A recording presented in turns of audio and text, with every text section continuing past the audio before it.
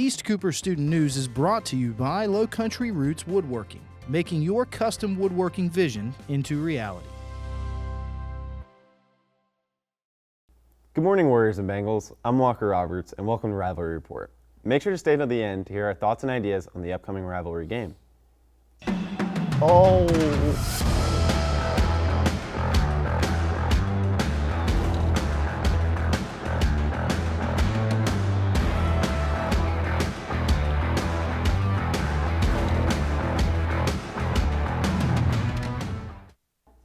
The second annual Sweetgrass Bowl between the Bengals and Warriors is less than a week away.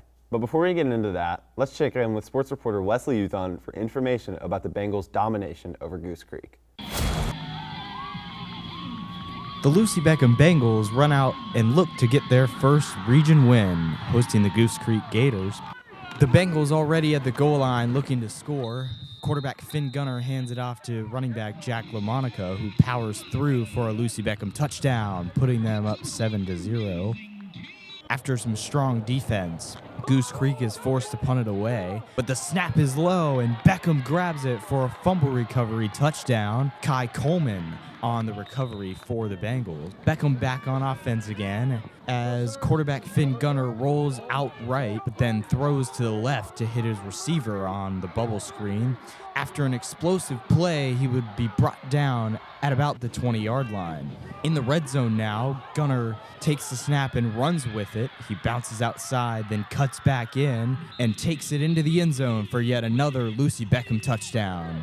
After forcing another punt, Beckham looks to strike back again. Gunner pump fakes and then bombs it to his favorite receiver, Braylon McFadden, for a 50-yard Lucy Beckham touchdown. To cap it all off, Lucy Beckham would score yet again with a 60-yard touchdown, putting the Bengals up now 45-0. The offense was not the only thing dominant on the night, as the defensive line was in the backfield, tackling the running back for a loss. To add to a disastrous night for the Gators, Beckham would have a sack party led by junior Dewey Bull with 3 sacks on the night. It was a great game, as Lucy Beckham would say night-night to the Gators, winning 45-0. Reporting for Rivalry Report, I'm Wesley Youthon.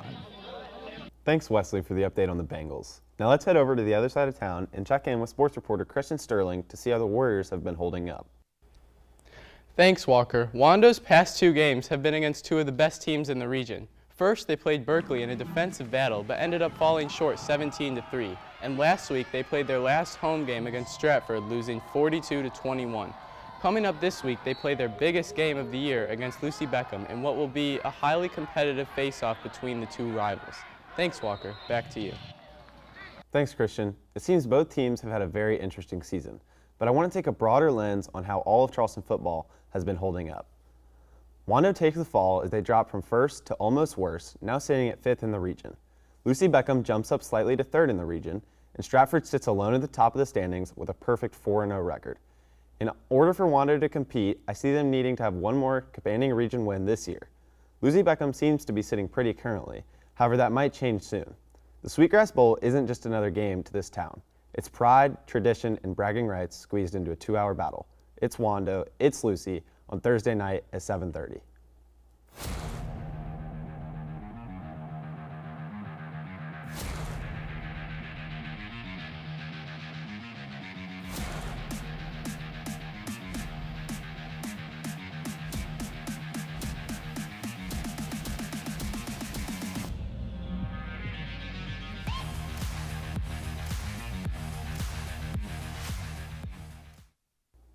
This rivalry cuts deep into the opposing teams.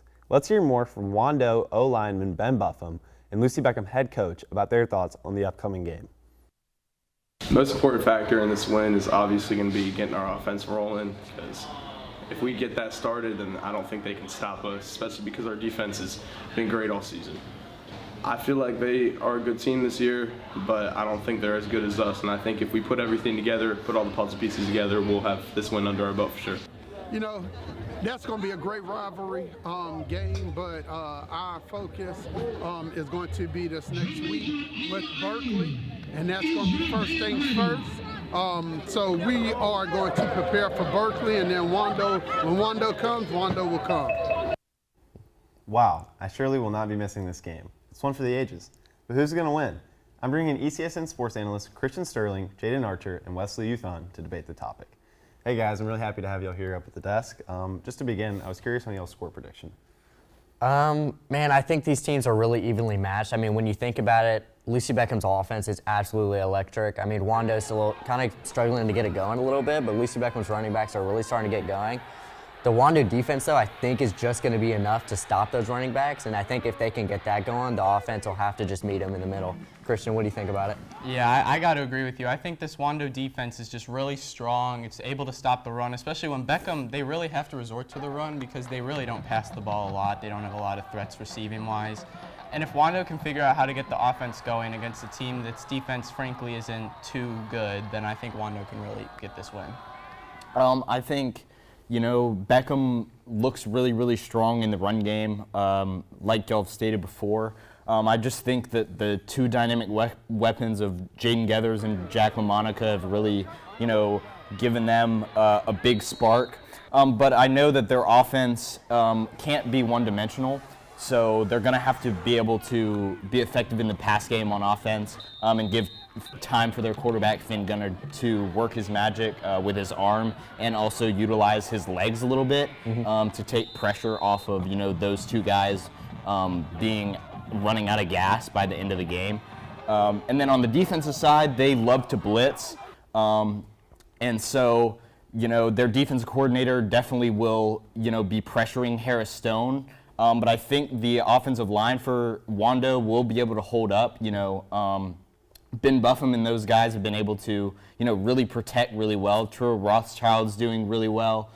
And so, the ability for them to, play at a high level will give Wando a lot of success. It should be a really good game. I think it'll be a defensive game, but I think Beckham's defense just will get after the quarterback a little bit more, and then they will end up winning. Yeah, I definitely agree with you there, Wesley. Obviously, the famous saying, defense wins championships. And I would agree with Christian and Jaden. Wando certainly does have a better defense than Lucy. I will definitely give that to them. But this is not a championship game. This is a fast-action, rivalry-packed match. And I don't think defense is going to win that. I think Lucy has the hands-down, much better offense. I think it'll be close, but I'm going to give the edge to Lucy. I do agree with what Wesley was saying. The running backs are explosive, but like he was saying, they are going to eventually get tired. So I don't know if Lucy Beckham necessarily has the ability to get the passing game going. When you look at it, Harris Stone, week 4, week 5, had 773 yards. This was the game closer to West Ashley. And when you look from week 1 to present day, Finn Gunner is still almost 100 yards short from that mark. So, when you look at it, like you said, they do run the ball a lot more, but they're obviously used to that. So whether they can get it going, I don't think they can. So I think Wando has the edge. Yeah, I definitely agree with you there, but kind of something we've talked about in past shows is how deep Lucy Beckham's running back core is. So absolutely. Once one of those running backs gets tired, just throw in another one. I think they'll be able to continue that explosiveness, that violence, and I'm just really excited to see that. But do you think you guys on the Wando side could both agree that Lucy Beckham has a better offense? Absolutely. I think, Braylon McFadden's over there. He's one of the better receivers in the region. Harris Stone, not with many weapons, but I think with the weapons he does have, he's able to use them a lot better. Christian, on the defensive side, how do you think, what are the keys for them to end up stopping that run and pass game?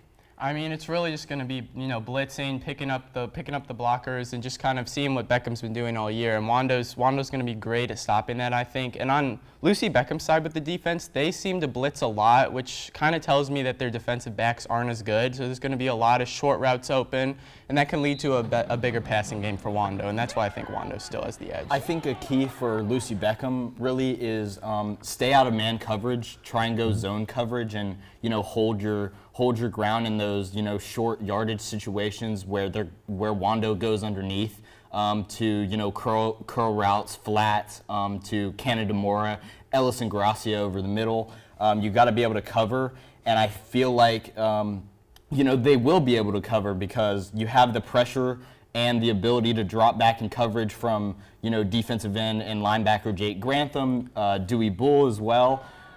So just the ability to play a lot of zone coverage, which Lucy Beckham's not really used to.